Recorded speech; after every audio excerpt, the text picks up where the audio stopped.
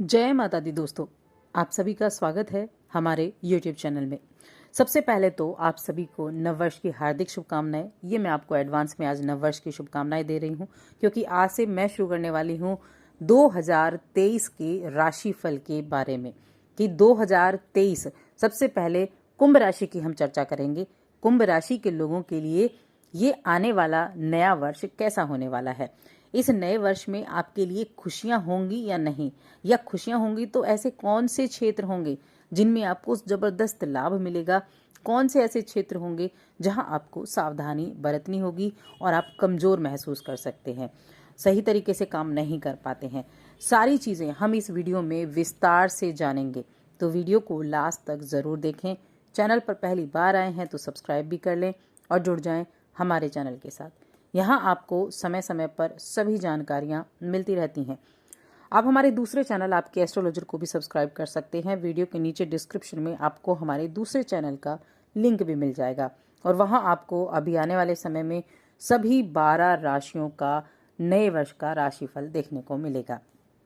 तो देखिए, यहाँ हम बात कर रहे हैं 2023। जैसे नया वर्ष आता है तो सबके मन में ये इच्छा होती है कि इस वर्ष जो नहीं किया वो हमें अगले वर्ष में करना है, या हमें अगले वर्ष में नए वर्ष में हमें क्या क्या अचीव करना है। तो चलिए अब जानते हैं विस्तार से, और उपाय भी जानेंगे, सब कुछ विस्तार से हम बात करेंगे।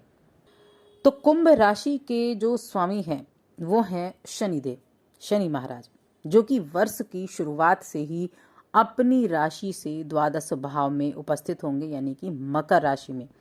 और यहाँ वर्ष की शुरुआत जैसे ही होगी, मकर राशि में जो आपके राशि के स्वामी हैं उनके साथ शुक्र की युति बनी हुई होगी, यानी शुक्र और शनि दोनों एक राशि में बैठे होंगे, जिससे क्या होगा, बहुत लंबे समय से आपकी जो 7.5 का प्रथम चरण चल रहा है उस पर उसका प्रभाव पड़ेगा।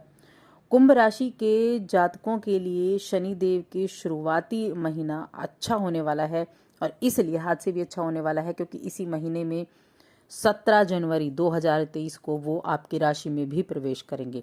ये एक बहुत बड़ा बदलाव होगा इस वर्ष की शुरुआत से ही, कि आपके राशि के स्वामी शनिदेव आप ही की लगन में आ जाएंगे 17 जनवरी को, और पूरे वर्ष भर आपकी राशि के स्वामी आपकी राशि में रहेंगे। शनि की ये सबसे बड़े ग्रह का परिवर्तन ये इस पूरे वर्ष में आपको देखने को मिलेगा। और इस वर्ष शनि महाराज 30 जनवरी को अस्त भी हो जाएंगे, फिर 6 मार्च को उनका उदय होगा। यानी शनि रहेंगे तो आप ही की राशि में, लेकिन अस्त होंगे, उदय होंगे, इस तरह से इनकी जो परिवर्तन है ये शुरू होते रहेंगे, और इसी अवस्था में रहेंगे ये 4 नवंबर 2023 तक। तो अब आप सोच सकते हैं कि शनि का जो पूर्ण प्रभाव है वो आप ही की राशि पर होगा, और साथ में आपके तृतीय भाव पर होगा, सप्तम भाव पर होगा और दसम भाव पर होगा। जो ये भाव हैं उन भाव से जुड़े जितने भी काम हैं उन सब पर शनि का प्रभाव होगा। तो अब इस दौरान देखिए, जो आपका पहला भाव है यानी कि जो लगन है वो आपके व्यक्तित्व को दर्शाता है, और जहाँ तीसरा भाव है वो आपके भाई बहनों का भाव भी है, पराक्रम का भी है। सप्तम भाव आपकी साझेदारी को दिखाता है, दसम भाव आपके कार्यक्षेत्र का भाव है। तो इस तरह से शनिदेव पूर्ण प्रभाव में रहेंगे इस वर्ष में, नौकरी करने वाले लोगों के लिए, करियर से जुड़े लोगों के लिए, और सबसे उत्तम तो लव लाइफ के लिए खिलखिलाने वाला ये वर्ष होने वाला है। दूसरे जो बड़े ग्रह हैं वो हैं गुरु बृहस्पति, जो वर्ष की शुरुआत में आपके द्वितीय भाव में विराजमान होंगे, मीन राशि में शुभ मंगलदाता बने रहेंगे। 22 अप्रैल को मेष राशि आपके तीसरे भाव में जाएंगे, जहां से आपके सप्तम, नवम और एकादश भाव पर पूर्ण दृष्टि डालेंगे। इस तरह से शनि और गुरु का दोहरा प्रभाव आपके ऊपर देखने को मिलेगा, और खासतौर से 22 अप्रैल तक दसम भाव भी आपका प्रभावित रहेगा। राहु और केतु अपने विशेष चाल के लिए जाने जाते हैं, तो ये आपके तीसरे और नवम भाव में है, तो इनका कोई ऐसा बड़ा परिवर्तन नहीं है। बाकी ग्रह समय समय पर राशि बदलते हैं।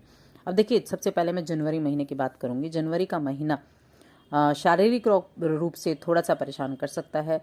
जो कुछ मौसमी बीमारियां हैं वो परेशान कर सकती हैं, खर्चे बढ़ सकते हैं।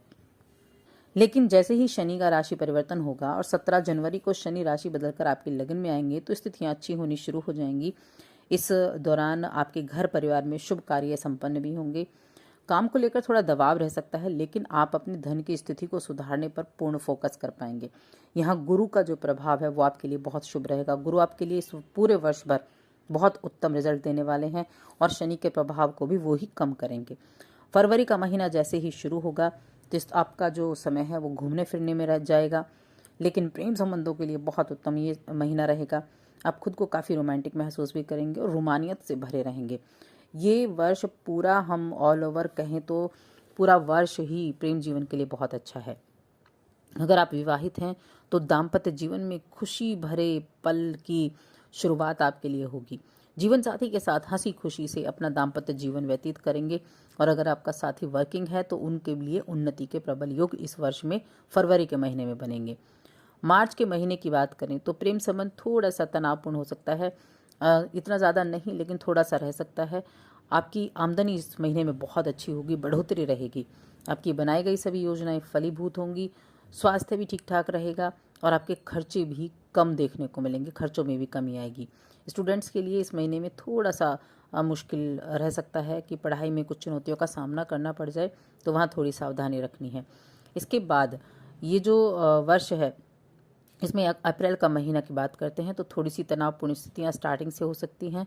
सूर्य देव का तीसरे भाव में मेष राशि में गोचर होगा, जहां पहले से राहु विराजमान होंगे। हालांकि सूर्य उच्च के होंगे, लेकिन क्योंकि राहु यहाँ बैठे हैं तो राहु के साथ मिलकर ग्रहण दोष बनेगा। देवगुरु बृहस्पति का गोचर 22 तारीख को इसी महीने में होगा, तो भाई बहन के साथ थोड़ा सा तनाव हो सकता है, तो वहाँ सावधानी रखनी है। आपके प्रयासों में जबरदस्त तेजी देखने को मिलेगी।